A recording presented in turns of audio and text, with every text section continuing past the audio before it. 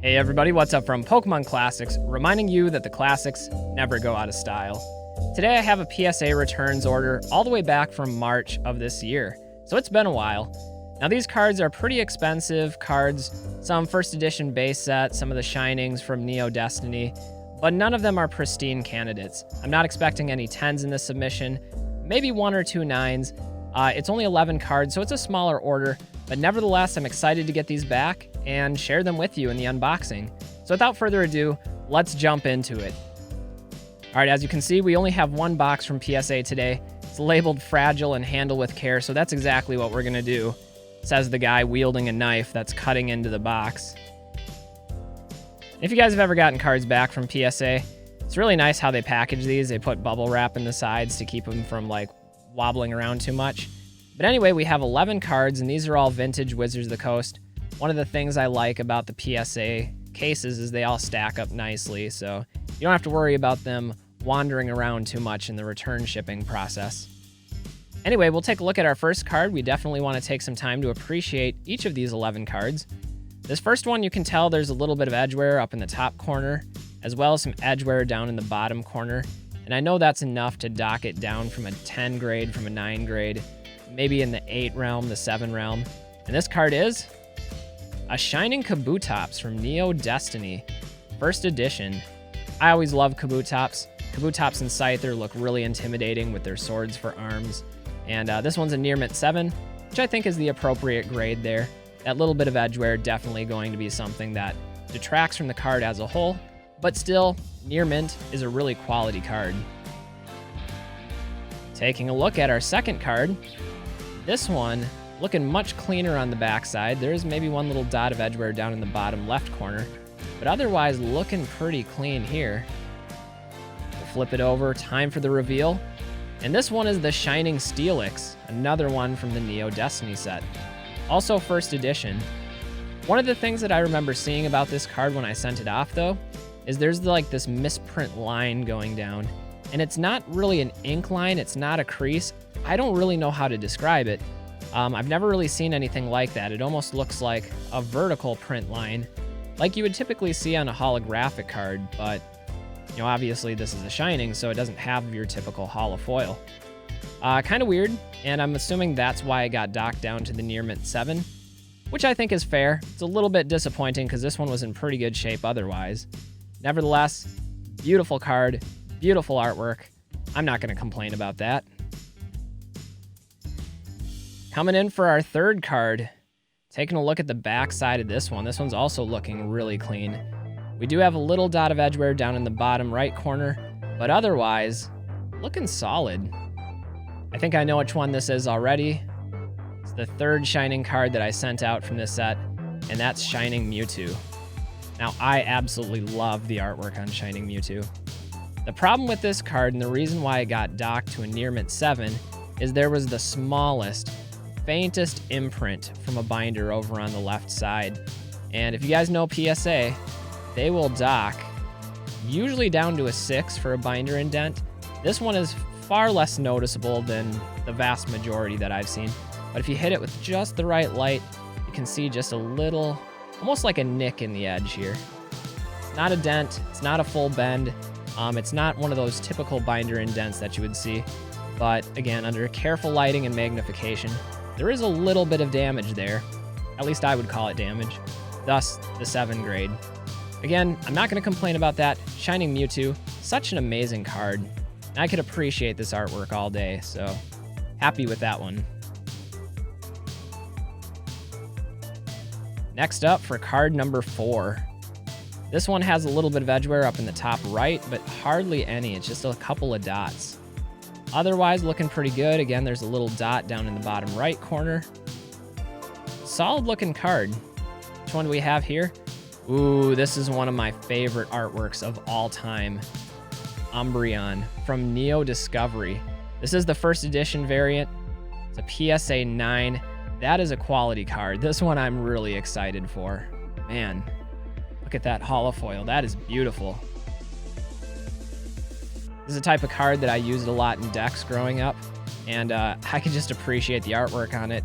Let alone, looks like there's a swirl down by the tail, moon in the background.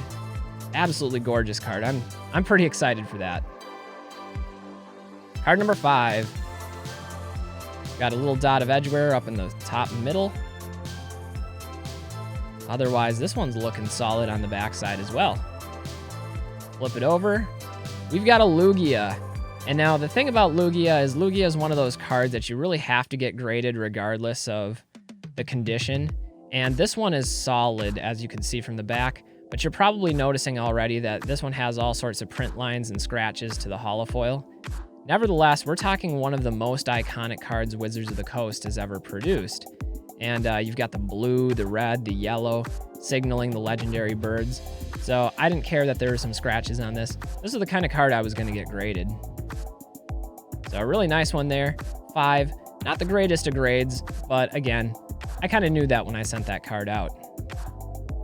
I actually sent out 2 Lugias, so I'm assuming this will be the second of the 2.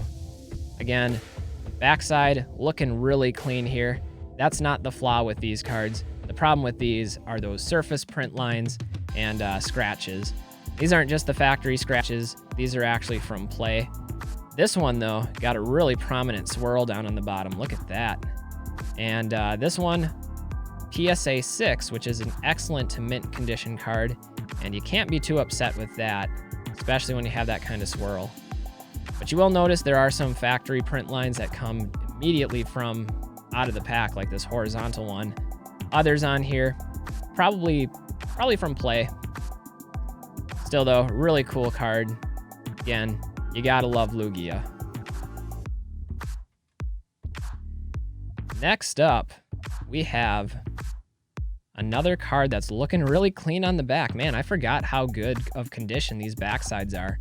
Usually the most common damage to a Wizards of the Coast card is having some white edgeware on the back, but that is not the case with this submission. Taking a look at the front.